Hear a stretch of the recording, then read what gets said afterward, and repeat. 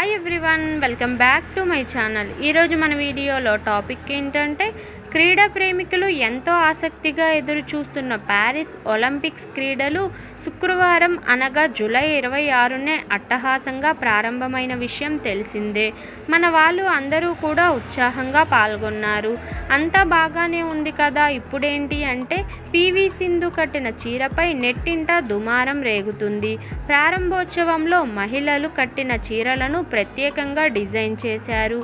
ఇందులో భారతీయ సంప్రదాయం ఉట్టిపడేలా తెలుగు రంగుపై త్రివర్ణ పతాకంలోని మరో 2 వర్ణాలతో ప్రముఖ డిజైనర్ తరుణ్ ఈ చీరను రూపొందించారు. ఈ ప్రారంభోత్సవ వేడుకల్లో భారత star shuttler, Hyderabadi batsmen, star badminton queen PV Sindhu flag బేరర్గా అరుదైన గౌరవాన్ని సాధించింది. భారతీయ సంప్రదాయం ఉట్టిపడేలా తెలుపు రంగుపై త్రివర్ణ పతాకంలోని మరో 2 వర్ణాలతో రూపొందించిన చీరను ధరించి ఆకట్టుకుంది. అలాగే భారత పతాకాన్ని చేతపట్టుకుని భారత అథ్లెట్ల బృందానికి నాయకత్వం వహించింది.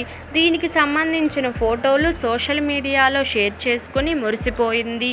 తన జీవితంలో ఇంతకన్నా గొప్ప గౌరవం మరేదీ లేదంటూ పివి సింధు సంబరపడిపోయింది. ప్రస్తుతం సింధు ఫోటోలు సామాజిక మాధ్యమాల్లో వైరల్గా మారాయి. ఇదిలా ఉండగా ఒలింపిక్స్ ప్రారంభోత్సవంలో సింధు ధరించిన చీరపై తీవ్ర విమర్శలు వస్తున్నాయి. ఈ దుస్తులు చాలా చీప్గా ఉన్నాయంటూ బెంగళూరుకు చెందిన ప్రముఖ రచయిత డాక్టర్ నందితా అయ్యర్ సంచలన కామెంట్స్ చేశారు. తరుణ్, మీరు డిజైన్ చేసిన ఈ దుస్తుల కన్నా మెరుగైన చీరలు 200 రూపాయలకే ముంబై వీధుల్లో నేను చూశాను. పాలిస్టర్ ఇక్కత్ ప్రింట్తో దారుణంగా ఈ దుస్తులను డిజైన్ చేశారు. ఇదేనా మన భారతీయ సంప్రదాయతకు మీరిచ్చే గౌరవం అని మండిపడ్డారు.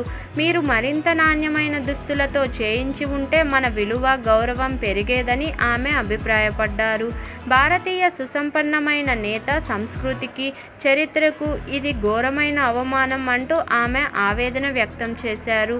అంతేకాదు, తన ఈ వ్యాఖ్యలు డిజైనర్ దుస్తులను ధరించిన క్రీడాకారిణి పట్ల అగౌరవం కాదని ఆమె వివరణ ఇచ్చారు. ఈమె వ్యాఖ్యలను చాలామంది ఏకీభవిస్తున్నారు. మరి మీరు కూడా ఏమనుకుంటున్నారో కామెంట్ చేయండి. ఈ వీడియో కనుక మీకు నచ్చినట్లయితే లైక్ చేయండి, షేర్ చేయండి. మరిన్ని ఇలాంటి ఇంట్రెస్టింగ్ వీడియోల కోసం నా ఛానల్ను తప్పకుండా సబ్స్క్రైబ్ చేసుకోండి. Thank you for watching. Bye everyone.